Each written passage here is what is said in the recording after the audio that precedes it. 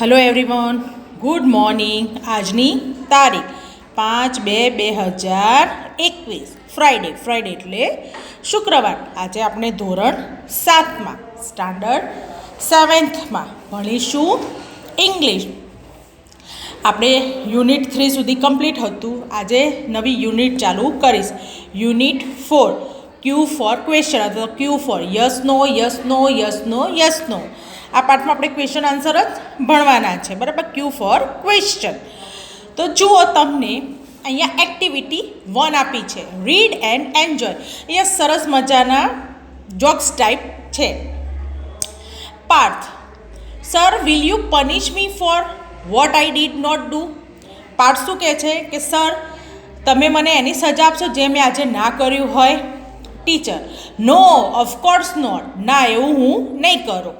Parth: I have not done my homework today. મેં આજે homework કર્યું નથી. એના ઉપરથી પ્રશ્નના જવાબ આપવાના છે. Did Parth do his homework? પાર્થે હોમવર્ક કર્યું છે? No, Parth did not do his homework. પાર્થે હોમવર્ક કર્યું નથી. Will the teacher punish Parth? પાર્થને ટીચર પનિશ કરશે? વિલ છે એટલે કરશે.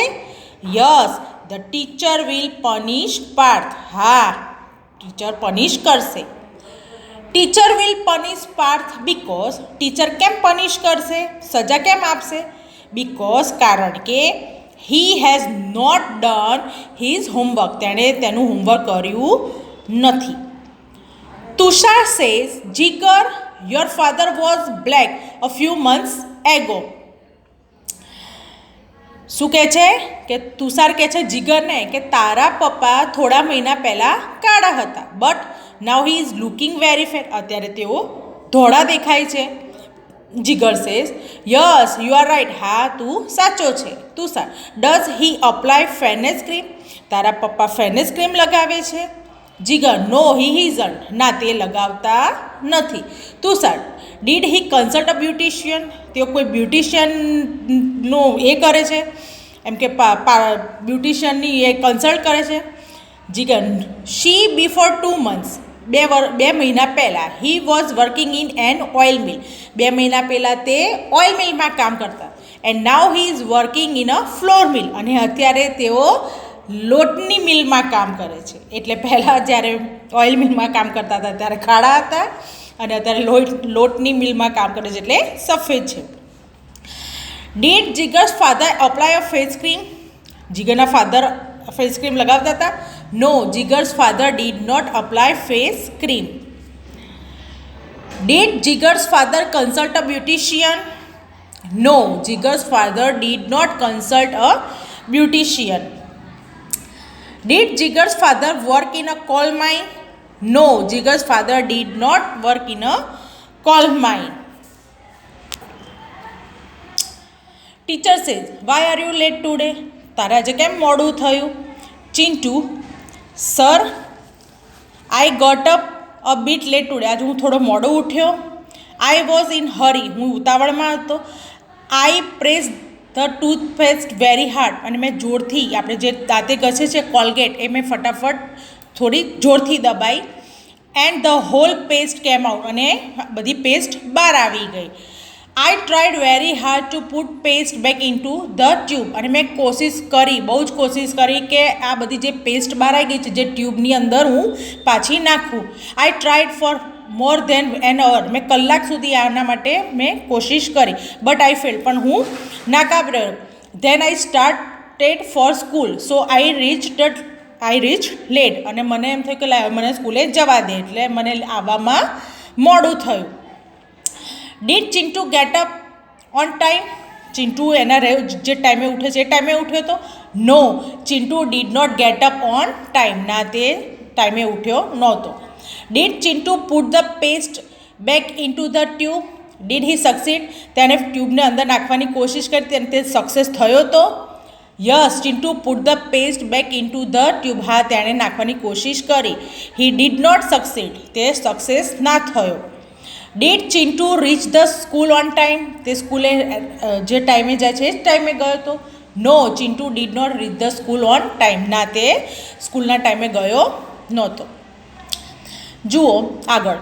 Fatima Bibi wanted to get a ride for an old cat. Fatima બીબીને એની જે જૂની બિલાડી હતી એનાથી છુટકારો મેળવવો હતો.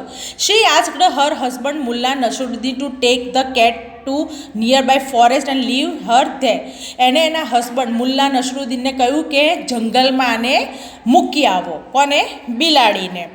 આફ્ટર અ ફ્યુ ડેઝ, થોડા દિવસ પછી, Mulla was narrating the incident to his friend Sirajuddin. અને થોડા દિવસ પછી મુલ્લા કોને મળ્યા? એના ફ્રેન્ડ સિરાજુદ્દીનને. Mulla says, I put the cat into a basket. જે ચર્ચા જે એની જોડે થયું એની ચર્ચા કોણે જોડે કરી? એના ફ્રેન્ડ જોડે. કોણે? મુલ્લાએ.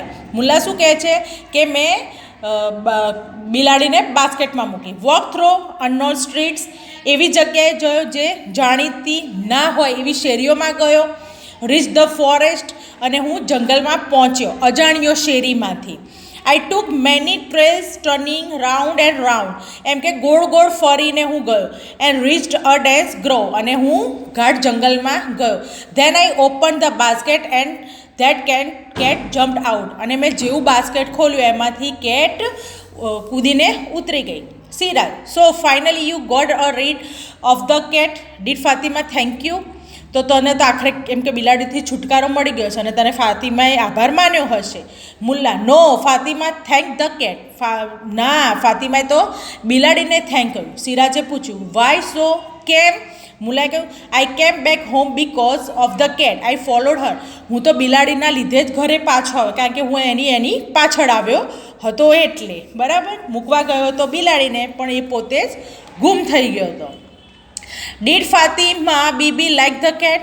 ફાતિમા બીબીને કેટ ગમતી હતી? No, Fatima Bibi did not like the cat. ના, ફાતિમા બીબીને કેટ ગમતી નહોતી, બિલાડી ગમતી નહોતી. Did Mulla get rid of the cat? Yes, Mulla got ride of the cat.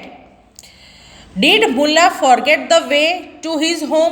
Mulla ભૂલી ગયા હતા ઘરનો રસ્તો? તો હા, yes, Mulla forget the way to his home. હા, તેઓ રસ્તો ભૂલી ગયા હતા. તો તમારે આટલા સુધી એક વખત હોમવર્કની નોટમાં ક્વેશ્ચન આન્સર લખવાના છે. ઓકે, ચલો બાય.